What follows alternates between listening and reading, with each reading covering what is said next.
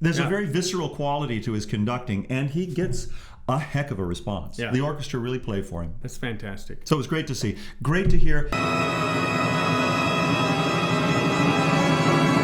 You ready? I'm ready. Here we go. Classical Rebellion. Wait, every time we do this, I hit this thing. Don't. It's like, You got to come up. It's like, yeah, but then it's it's almost like a basketball move. You got to swing under and then set the hammer down. You've got all the good space over there. I feel like I'm intruding because anyway. You are intruding. Hey, we've got an update on the mayor situation in this country. Hashtag mayor. Yeah, so we did an episode about Vaughan Williams's upcoming C Symphony at the Dallas Symphony. And the concertmaster, Nathan Olson, responded that the former mayor of Dallas, Mike Rawlings, was a big supporter of the symphony there. Thank you, Mike Rawlings, Mayor Mike Rawlings of Dallas. And they have a new mayor. I'm hiding behind my microphone. New mayor, Eric Johnson. And it remains to be seen if Eric Johnson is a big supporter of the symphony or not.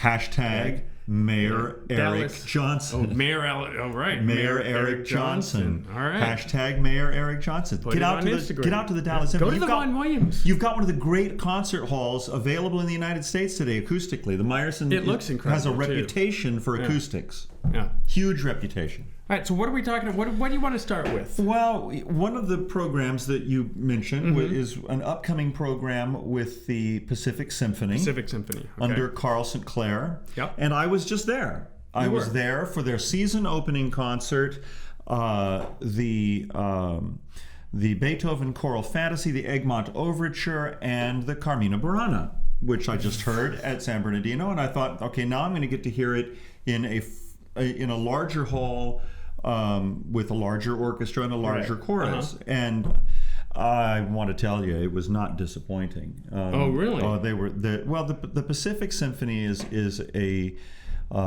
very well-funded, very well-rehearsed, very well-polished organization, and the Pacific Chorale. For a community choir, because they're not really, they're their own organization. They are not like an arm of the Pacific Symphony. Yeah, it's got to be that way. But they are a fine, well-controlled group of singers. I mean, it's really a pleasure to hear the way they articulate. Okay, but they have a professional corps, is that correct? I believe. They do have a professional corps, but they haven't got any, as far as I can hear, there are no fluff voices in this. Okay. I mean, it was high impact. So first of all, but I love the acoustic in that hall. It hasn't been I heard it from a much better vantage point today. I was sitting right down house left, right down by the first violins in about the fourth row. About 5 seats in. Wow. Okay. I mean, so I had full impact from the orchestra, but I could also get a full stretch of the hall behind me, so I could hear the acoustics, coming and going, as it were. You could have listened like this. Yeah, I could have, and I heard it from That's a trick, by the way, to actually hear the house. You block what's coming at you to hear what's coming from behind you. Okay. You get a good feel for the acoustic of the house. It looks strange. Acoustical rebellion. Yes. Acoustic. Yeah. Anyway, it is a very impressive house, and I also had a chance to walk around it from down as you enter the lower orchestra along the side. You see that the echo chambers, because the house has openable doors. They look like blast doors, but they can open hydraulically like this. And that provides additional reverberation from a chamber, a cement chamber, a cement chamber that runs the height of the hall all the way up to the roof. Yeah. And they can tune it so that it's not excessive, but it's not if the hall is packed and they need more, they open the doors more. If the hall is not as full, then they close them more. But it's brilliant. It is a brilliantly designed place. The Segerstrom Concert Hall in Costa Mesa is really terrific. So it was Carl St. Clair's anniversary of his 30th, the opening of his 30th season. And I heard him last year conduct a Bernstein concert, and he talked a bit about his experience of working with Bernstein towards the end of his career. It was very interesting. Right. I have to say, Carl is conducts nothing. He's certainly not a Bernstein protege. He conducts nothing like Leonard Bernstein. Sure, but I figured out. No one does. I figured out who he does conduct in a physical way. He is very much in the George Solti mold. He conducts. He sets himself like this, and this is not a criticism, Carl. If you're watching, it's just an analysis. Look, that he sets himself go ahead. in a position like we talk about singers. You're ready to start running. You know, you're on the balls of your feet, and he conducts with both arms like this, like he's kneading a giant bread. And in a way, he is. You know, he's thrusting and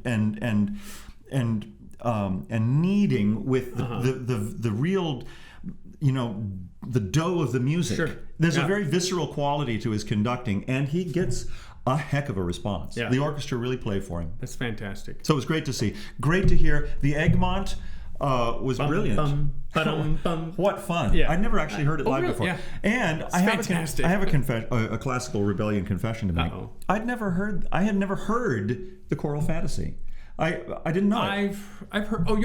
Period. I never heard it. Period. Okay. And I assumed that it was a piece. It's a version of the ninth. Well, it is and it isn't. In sort of. Yeah. It's not the some of the fetal bones of the theme from the Ode to Joy are there, but it's not the Ode to Joy.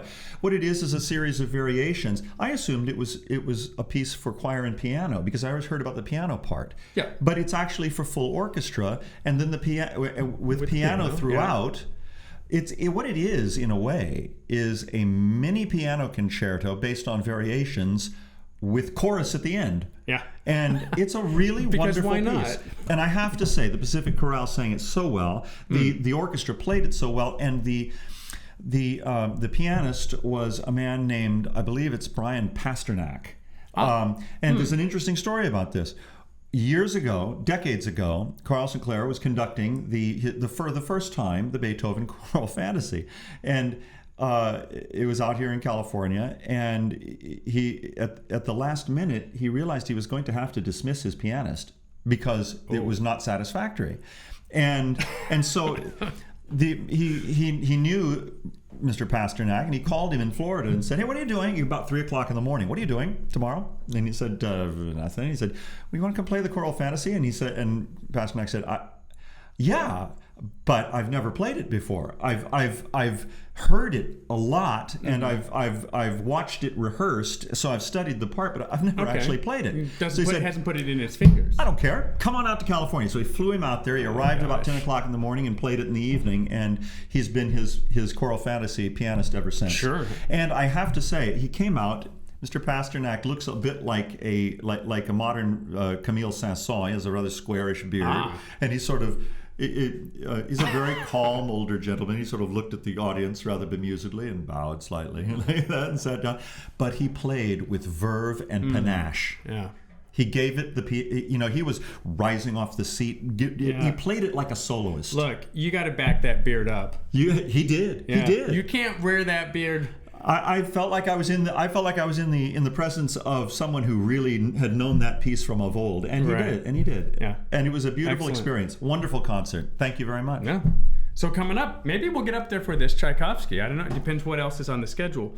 I'm looking at October 17th and 18th at Segerstrom Hall. I think it's going to depend on our AIDA rehearsal schedule. That's true. We won't be able to. Because we're in AIDA. We open on the 19th, so those will be rehearsals. Maybe not the 18th. Maybe. No, that's right. Yeah. We might have a night off on the 18th. Right. Well, we'll see. Which would be delightful to hear. Yeah. So there's 4 pieces. John Williams, tribute for Seiji. I'm guessing Ozawa. Seiji Ozawa, I would think. I don't know the piece. Saint-Saëns, Introduction and Rondo Capriccioso. Not something I'm familiar with, I confess. Yeah. The Ravel Zigane. I've heard, we had it at mainly Mozart. I'm thinking that it's another characteristic piece, like in the Romani mode, as opposed to his Bolero, which is in the Spanish mode. Yeah. It's a character piece. Yeah, and it's for solo violin and orchestra. Okay. Yeah, and then we get to what we really want to talk about, because we talked about Tchaikovsky 4. We've talked about Tchaikovsky 5. And we're going to talk about the Tchaikovsky 6th. Because that's the final piece on this concert, the Pathétique. Or the Pathetic Symphony, as Peter Kubach would have it. Pathos. It's pathos. Yeah, okay, here's... Tell me. I was at the Escondido Center for the Performing Arts, the California Center for the Performing Arts Escondido, which is a beautiful hall in Escondido, California, which of only note is that Peter Grimes was written there by Benjamin Britten during World War II. That's it. It's an agricultural center. Well, yes, it's a little more complicated than that, but yes. Yeah. So we're there. It was a Russian orchestra. Was it the Trans-Siberian? No. No. It was I just wanted to go hear Tchaikovsky 6. So at intermission, the Tchaikovsky 6 was coming up, and I overheard this group, and this one guy goes, this next one it's really good. And I just wanted to walk up to him and be like, is it really good? Is that what it is? How about if all you can say about the Tchaikovsky 6th is it's really good? You just don't say. It's really good. You just don't say. We're going to get to this in another episode. It's like in England calling something nice. Yeah. Yes. It's really nice. That's the biggest insult. Or if you're at a dinner, you say, this is the food is interesting. Interesting, yes. If it's interesting. It's interesting. Oh, this is interesting. And I made that faux pas once with the best of intentions because I'd never tasted anything quite. I actually meant it. I was totally engaged by the food, and my hostess was so embarrassed. I was like crestfallen. I'm like, no. Yes. So here's the little lesson, and we've got to be wary of this ourselves. Furt Wongler. I'm going to talk about him, and we're going to do an episode on great recordings. And Furt Wongler, spoiler, is one of my great recordings. Okay. When he was 18, he and his friend went to the Medici Chapel, which is full dripping with Michelangelo. Right. It's all the tombs of the Medicis, which if you want to see some film of it, it's at the beginning of The Agony and the Ecstasy. Yeah. There's a whole documentary with copious, wonderful footage of the Medici tombs. So before Furt Wongler and he's 18 years old, mind you. Okay. Before they go in, they both agree that they will not talk about it afterward. Because they agreed that there's nothing either of them could say that would elevate the Medici Chapel beyond where it actually is. That level of respect for an 18-year-old is stunning. And it's a fine line that we walk with here. We always want to make sure that we're adding something to the conversation. True. So with that being said, the Tchaikovsky 6 is really good. It is really good. It's really good. And if there's a piece of music that you can thoroughly engage an orchestra with, the Tchaikovsky 6 has to be one of them. Yeah. I mean, it's so rich with just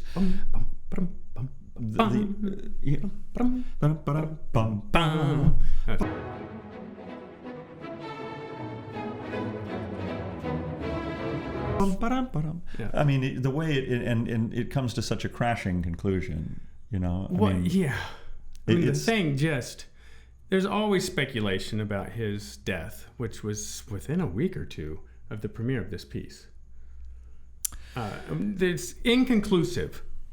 And the Tchaikovsky family won't help because they won't actually release his letters. They won't allow access to. So there's lots of speculation, and we don't need to speculate ourselves. However, I will say it if you're in the right or maybe the wrong mindset, it's going to leave you empty.